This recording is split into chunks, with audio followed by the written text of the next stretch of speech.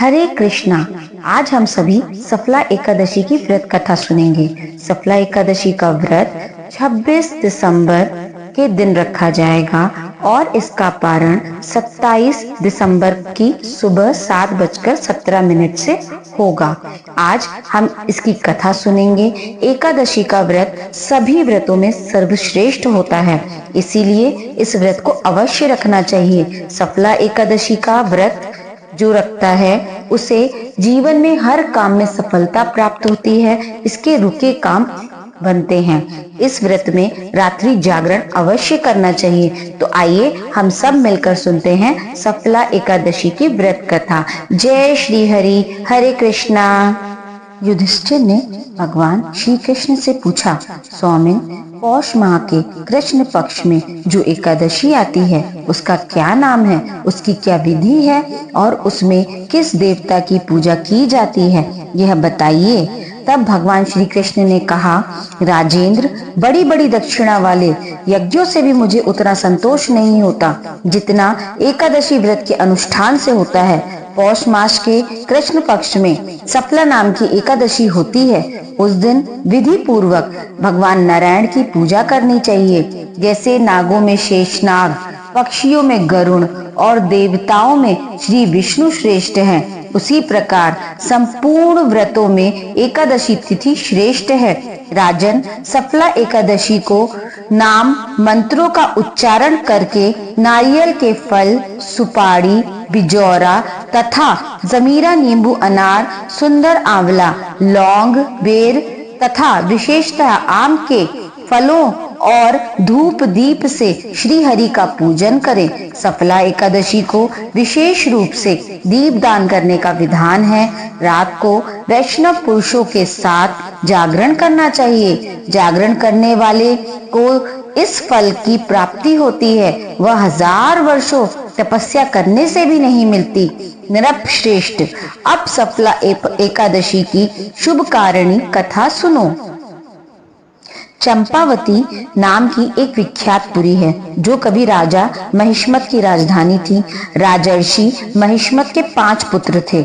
उसमें जो ज्येष्ठ था वह सदा पाप कर्म में लगा रहता था, पर स्त्रीग्रामी और वैश्यासक्त था।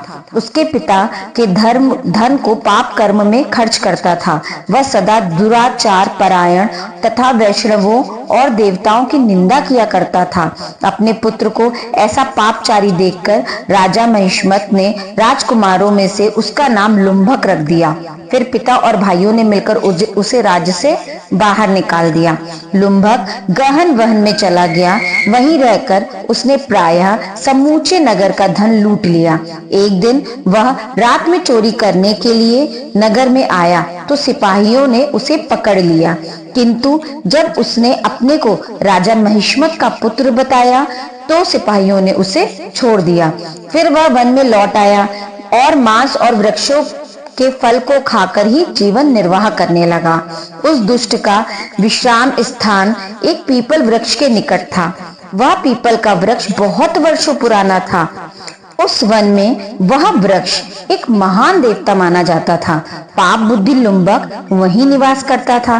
एक दिन किसी संचित पुण्य के प्रभाव से उसके द्वारा एकादशी के व्रत का पालन हो गया। पौष मास में कृष्ण पक्ष की दशमी के दिन पाप पिष्ट लुम्भक ने वृक्षों के फल खाए और वस्त्रहीन होने के कारण रात भर जाड़े में कष्ट भोगा। उस दिन ना तो उसे नींद आई ना ही आराम मिला। वह निष्प्रभाव सा हो गया था। सूर्योदय होने पर उसे होश नहीं आया।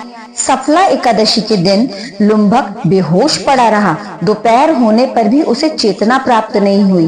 फिर उधर उधर दृष्टि डालकर वह आसन से उठा और लंगड़े की भांति लंगड़ाता हुआ वन के भीतर गया। वह भूख से दुर्बल और पीड़ित हो रहा था। राजन लुम्भक बहुत से फल लेकर जब तक विश्राम स्थल पर लौटा तब तक सूर्यदेव अस्त हो गए थे। उसने तब पीपल के जड़ पर बहुत से फल रखे और निवेदन करते हुए बोला, इन फलों से लक्ष्मीपति भगवान विष्णु संतुष्ट हो। यूं कहकर लुम्भक को रात भर नींद नहीं आई। इस प्रकार अनायास ही उसने इस व्रत का पालन किया। उस समय सहसा आकाशवाणी हुई, राजकुमार, तुम सफला एकादशी के प्रसाद से राज्य और पुत्र प्राप्त करोगे। बहुत अच्छा कहकर उसने इस वरदान को स्वीकार किया। इसके बाद उसका रूप दिव्य हो गया। तब से उसकी उत्तम बुद्धि भगवान विष्णु के भजन में लग गई। दिव्य आभूषणों से सुशोभित होकर उसने निष्कंटक राज्य को प्राप्त किया और 15 वर्षों तक उसका संचालन करता रहा। उसको मनोज्ञ नामक एक पुत्र उत्पन्न हुआ। जब वह बड़ा हुआ तब लुम्भक ने तुरंत ही राज्य की ममता छोड़कर उसे पुत्र को सौंप दिया और वह स्वयं भगवान विष्णु के समीप चला गया, जहां जाकर मनुष्य सब कभी शोक में नहीं पड़ता। राजन, इस प्रकार से जो कोई भी सफला एकादशी का उत्तम व्रत करता है वह इस लोक में सुख को भोग कर मरने के पश्चात मोक्ष को प्राप्त होता है। संसार में वह मनुष्य धन्य है जो सफला एकादशी के व्रत में लगे रहते हैं, उन्हीं का जन्म सफल है। महाराज, इसकी महिमा को पढ़ने, सुनने और उसके अनुसार आचरण करने से मनुष्य को राजसूय यज्ञ का फल प्राप्त होता है। इस प्रकार महत्तम का पाठ करना चाहिए। बोलो जय श्री हरि, जय हो माता लक्ष्मी की, सभी देवी देवताओं की जय हो। जो कोई भी इस कथा को पढ़े सुने उसकी सभी इच्छाएं पूर्ण हो। हर हर महादेव।